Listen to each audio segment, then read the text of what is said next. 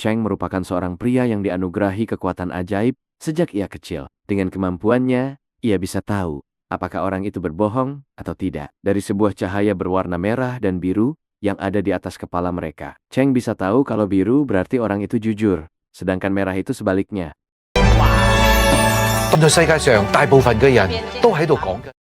Dan inilah All In 2024.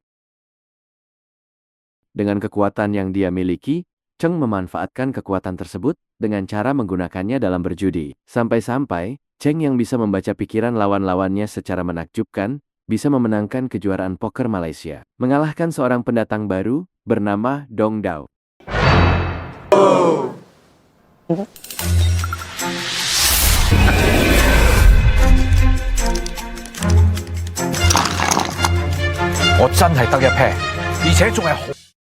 Atas kemenangannya itu, Cheng diberi penghargaan serta hadiah senilai 5,5 juta rupiah atau setara dengan 19 miliar rupiah.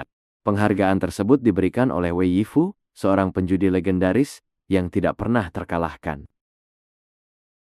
Setibanya di rumah, kita bisa tahu kalau Cheng baru-baru ini mengalami masalah dengan sang istri karena asisten Cheng yang kita sebut Agus saja, seperti biasa memberikan Cheng titipan dari istrinya yang berisi surat gugatan cerai.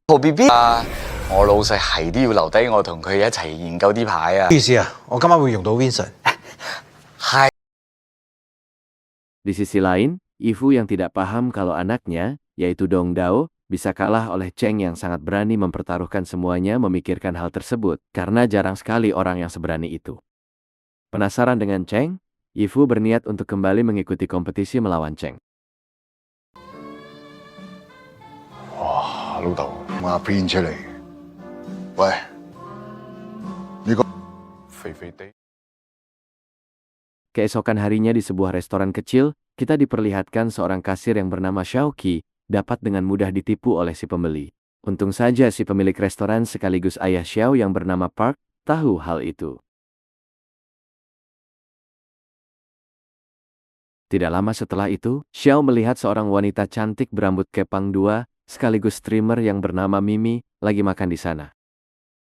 Terpana dengan kecantikan Mimi, Xiao mencoba mendekatinya. Tampaknya Mimi sangat suka makanan di restoran Park, dan memuji-muji Xiao dengan sebutan si tampan. Tapi ternyata, semua itu karena Park yang memberi Mimi uang untuk endorse restorannya, agar laku. Sebelum Mimi pergi, Xiao yang mendapat kata I love you dari Mimi, tentu saja sangat bahagia.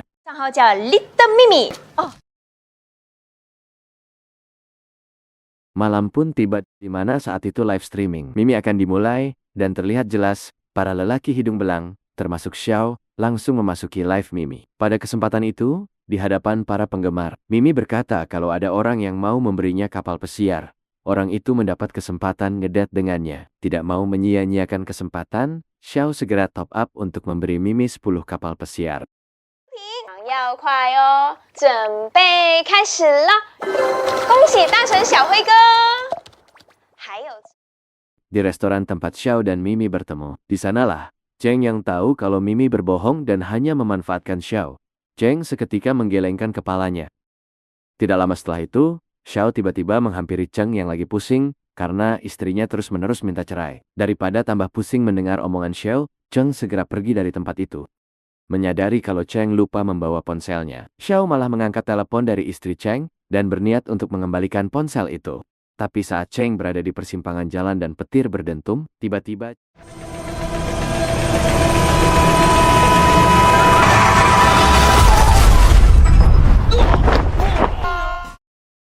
Cheng dan Xiao mengalami luka yang cukup serius dan harus menjalani perawatan di sebuah rumah sakit. Saat baru siuman, dia telah berada di surga karena cahaya biru yang terdapat di atas kepala Park.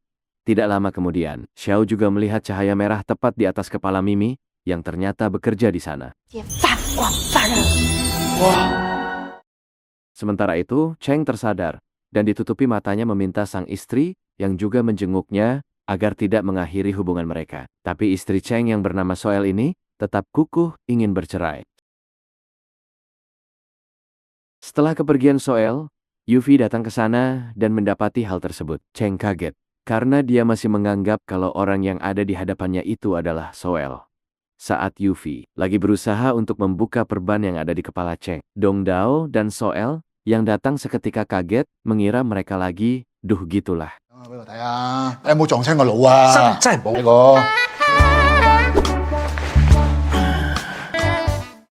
Singkat cerita, saat perban di kepala Cheng dilepas, Cheng langsung syok karena dia tidak bisa melihat cahaya di atas kepala seseorang. Sang dokter yang mengira Cheng mengalami gangguan mental menyarankannya agar pergi ke psikiater. Cheng menceritakan kemampuan yang dia miliki pada Soel dulu, saat dia masih punya kekuatan ajaib, membuat Soel yang mendengarnya ternganga.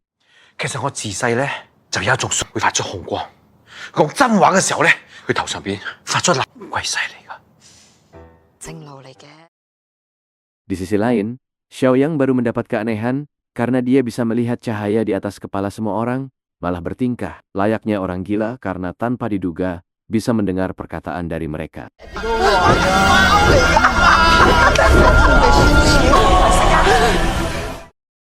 Cheng tahu kalau kekuatannya berpindah pada tubuh Xiao. Cheng langsung mengajaknya untuk berbicara. Cheng berkata bahwa kekuatan yang Xiao punya saat ini adalah miliknya yang berpindah ke tubuhnya. Mereka berdua pun menarik kesimpulan kalau saat kecelakaan terjadi, kekuatan Cheng tiba-tiba berpindah ke Xiao. Karena turnamen poker Asia sebentar lagi akan diadakan, Cheng mohon pada Xiao agar kembali mereka ulang kecelakaan, agar kekuatannya kembali. Dengan imbalan 3 juta rupiah, atau sekitar kurang lebih 1 miliar rupiah, demi bisa menggift 10.000 kapal pesiar untuk Mimi. Xiao pun langsung bersedia. 没有，我差不多买30到50两1万，一辆游艇300块，300万出300。Di sebuah jalanan sepi dan dibantu oleh Agus, Xiao dan Cheng segera melakukan adegan tabrakan yang sama seperti tempo lalu. Tapi, walaupun mereka telah melakukan adegan itu sampai beberapa kali, dan kekuatan Cheng tidak kunjung kembali kepadanya, dan malah membuat mereka bertiga dihampiri oleh para polisi. Di hadapan kedua polisi itu, Cheng dan Xiao mencoba menjelaskan kenapa mereka melakukan aksi yang di luar nalar. Tapi tentu saja kedua polisi itu tidak percaya dan menganggap mereka telah gila. 兼且仲有少少種族歧視嘅成分添。阿邦，其實我們是要交換回我們 super power 嘅。係。 Berkat bantuan rekan Cheng yang bertugas di kepolisian, akhirnya mereka bertiga bisa bebas dan kembali ke kediaman Cheng. Di sanalah Agus yang baru tahu kalau Cheng punya kekuatan super dan berpindah ke tubuh Xiao. Agus pun mencoba untuk mengetesnya. Tapi baru saja berbicara, Agus sudah ketakutan. Karena dia terlalu banyak berbohong pada Cheng. 哇，西北紅，這樣子撞一。 Dikarenakan kejuaraan poker Asia akan digelar beberapa hari lagi, Cheng minta Xiao agar belajar permainan poker di restoran miliknya. 我們繼續，就像鋤大打順同。 Saat Cheng dan Agus mencoba mengajarkan Xiao agar bermain poker, Park tiba-tiba datang dan melarang mereka bermain poker. Ternyata dulunya, Park merupakan sang ahli poker yang sangat terkenal seantero jagat Asia, berjuluk hantu besar poker. Hingga di suatu momen saat Park bertemu dengan Wei Yifu di sebuah pertandingan kejuaraan poker, bagaikan seorang samurai Jepang, Wei Yifu bisa menghabisi Park dengan mudah. Sejak saat itulah, Park menjadi putus asa dan tidak lagi bertanding dalam permainan poker manapun, serta memutuskan untuk membuka usaha. Dia berkata satu-satunya cara membuat Wei Yifu kalah adalah membuatnya tidak percaya diri. Demi mendapat uang imbalan 1 juta rupiah dari Cheng sekaligus mengalahkan Wei Yifu, Park mengizinkan Xiao agar mempelajari permainan poker. Hari demi hari Xiao jalani latihan dengan penuh bimbingan dari keluarganya. Walaupun Xiao sesekali dimarahi oleh Park.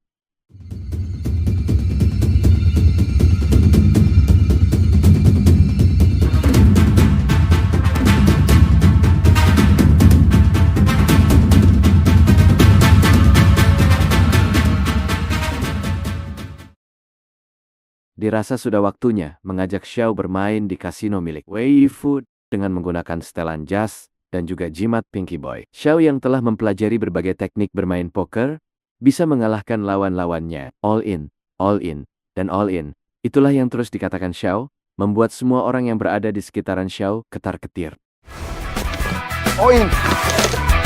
All in lah. All in lah. All in lah.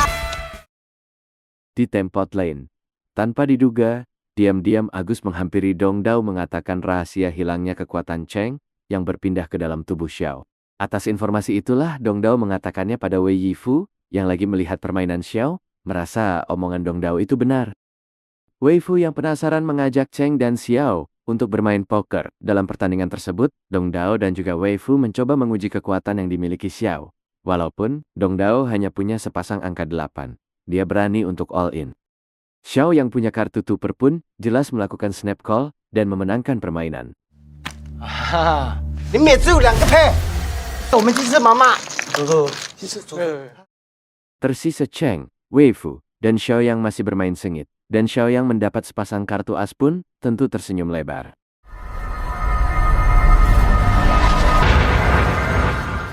Cheng mengalah demi memberi kesempatan pada Xiao. Tapi saat Wei Fu hanya punya kartu 5 dan 8, mempertaruhkan semua chipnya, Xiao tidak mau kekuatan supernya ketahuan sengaja mengalah dalam permainan. Cheng, yang saat ini tidak punya kekuatan lagi, berusaha mengikuti permainan mempertaruhkan semua chipnya. Dan benar saja, walau Cheng mendapat kartu full house jack, dia tetap kalah karena Wei Yifu punya kartu 4 of a kind. Dalam perjalanan pulang, Xiao merasa heran karena Wei Yifu punya aura hitam beda dari orang lain. Berkata hal itu pada Cheng. Di sanalah Cheng berkata pada Xiao agar tidak terlalu fokus dengan aura Wei Yifu, karena itu akan sangat berpengaruh untuk mengumpulkan poin agar berhak mengikuti kejuaraan poker Asia. 足够的累积分数。你要我参加亚洲扑？ Sementara itu, permainan Xiao tempo hari membuat Wei Yifu dan juga Dong Dao menjadi kebingungan karena Xiao dalam permainan terakhir tidak menunjukkan kartunya. Atas hal itulah Wei Yifu dan Dong Dao harus secepatnya tahu kelemahan Xiao, karena bisa saja dapat dikalahkan dalam kejuaraan poker Asia nanti. Singkat cerita, terlihat Mimi yang dihina habis-habisan oleh temannya, karena Mimi, ternyata yang menyukai Xiao malah dianggap bodoh. Tanpa diduga Xiao yang ada di luar ruangan tersebut, mendengar perkataan mereka yang menghinanya. Tanpa basa-basi, Xiao memberikan miniatur kapal pesiar yang dia buat, dan langsung pergi.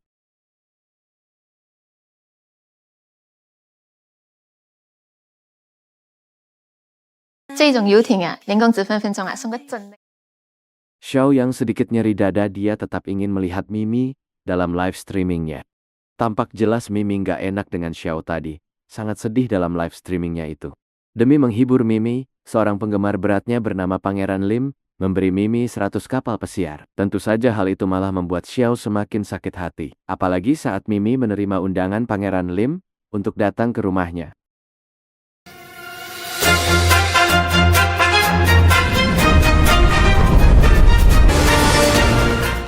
Setelah sekian lama menunggu, akhirnya turnamen poker Asia ke-11 dimulai. Para ahli terbaik dari seluruh dunia telah dikumpulkan. Ada 64 grup peserta yang bersaing dalam panggung yang sama. Dan juara dalam turnamen itu akan meraih 1 juta rupiah atau sekitar 10 miliar rupiah.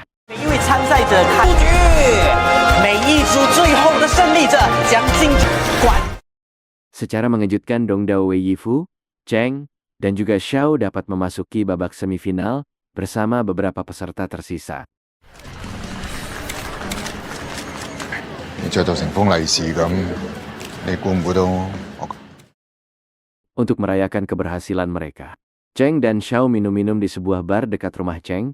Tidak lama setelah itu, entah tahu dari mana, Soel tiba-tiba datang menghampiri mereka. Xiao tahu kalau Soel masih sayang terhadap Cheng, meminta mereka agar membatalkan perceraian. 女人讲话啊，他该明明去现场support你。 Di tengah perbincangan, Xiao dikejutkan dengan kedatangan Mimi bersama Pangeran Lim. Di situ Mimi dipaksa dan terus dicekoki minuman oleh kelompok Pangeran Lim. 你有喝一杯？林公子，安呢？ Xiao tentu saja segera menghantam si bedebah Lim. Sebelum situasi semakin kacau, Xiao mengajak Mimi, Cheng serta Soel agar segera pergi dari tempat itu. Setelah sekian lama berlari, sangat disayangkan, Xiao dan Mimi terpisah dari Cheng serta Soel. Di tempat lain Xiao bertemu dengan anak buah Dong Dao bernama David. Tanpa disangka, David mendapat perintah dari Dong Dao menyuruh anak buahnya agar menghajar Xiao. 我要 fuck the lane！ Di sisi lain, Chen takut situasi buruk menimpa Xiao serta Mimi, memerintahkan Soel agar segera kabur dari tempat itu. Benar saja saat Cheng tiba di lokasi, Cheng mendapati Xiao sedang berjibaku melawan kelompok David. Dalam pertarungan tersebut, walaupun Cheng serta Xiao sudah berusaha keras melawan David serta anak buahnya, mereka dapat dilumpuhkan dengan mudah oleh kelompok David menggunakan senjata berupa balok kayu. Untung saja, sebelum hal buruk terjadi terhadap Cheng, Xiao serta Mimi, Soel datang membantu mereka. Saat kelompok Cheng memasuki sebuah persimpangan, terdapat petir mengguntur serta lampu lalu lintas berkedip-kedip, seperti pertengahan film tadi. Tidak lama kemudian, secara mengejutkan, muncul sebuah mobil menabrak Cheng serta Xiao.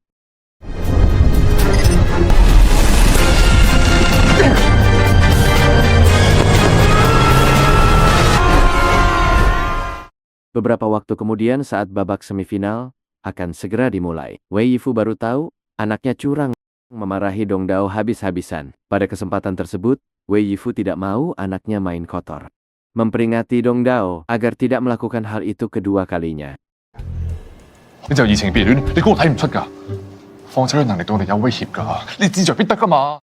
Tidak lama kemudian, saat para juri akan memulai babak tersebut secara tak disangka, Cheng serta Soel datang.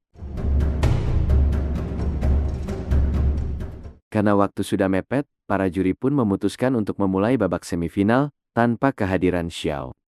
Secara mengejutkan, dalam babak tersebut, Cheng, Dong Dao serta Wei Yifu bisa mendominasi pertandingan, mengalahkan semua lawan satu persatu, hingga mereka bertiga pun melaju ke babak final. Dalam babak tersebut, Wei Yifu sengaja mengalah terlebih dulu memberi kesempatan pada Dong Dao agar melawan Cheng. Tapi sepertinya Cheng sudah mendapatkan kekuatannya kembali. Bisa melihat kartu Dong Dao membuat Cheng dapat mengalahkan Dong Dao. 我依然跟你你唔會4條啩？ Atas hal itulah Wei Yifu sedikit ragu serta berhati-hati untuk melawan Cheng, yang kini sudah kembali mendapat kekuatannya. Dengan pengetahuan dari Park, Cheng mencoba untuk mengalihkan perhatian Wei Yifu dengan cara bolak-balik ke toilet.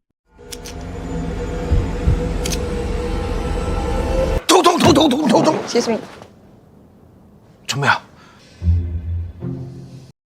Setelah sekian kali bolak-balik ke toilet, secara mengejutkan, mental Wei Yifu menjadi terganggu. Karena kita bisa lihat Wei Yifu yang mendapat sepasang kartu as, lebih memilih mundur dari Cheng. Ternyata Cheng melakukan bluffing, atau sengaja menggertak dengan kartu jelek.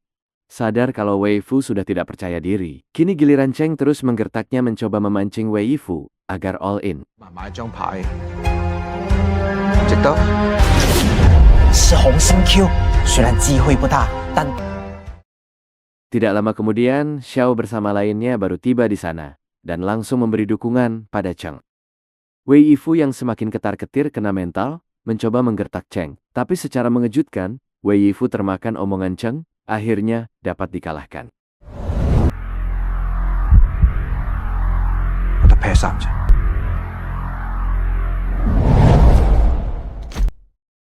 Atas kemenangannya itulah, Cheng berkata sebenarnya dia telah merencanakan hal itu di luar pertandingan, di mana Cheng sengaja mengutus Agus memberitahukan bahwa dirinya memiliki kekuatan, seolah-olah berpihak pada Wei Yifu. Dengan kabar tersebut, Wei Yifu sedikit demi sedikit kehilangan kepercayaan diri. Benar saja, saat ia memiliki sepasang kartu as, lebih memilih mundur.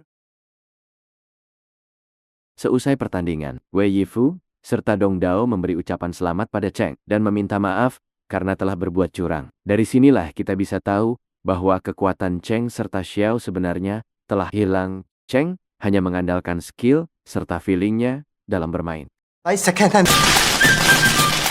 Singkat cerita, karena hari itu bertepatan dengan hari perayaan Imlek, Dong Dao serta Wei Yifu mendatangi restoran milik Park. Di sana Wei Yifu sebenarnya dermawan dan baik, membagikan angpau kepada mereka semua.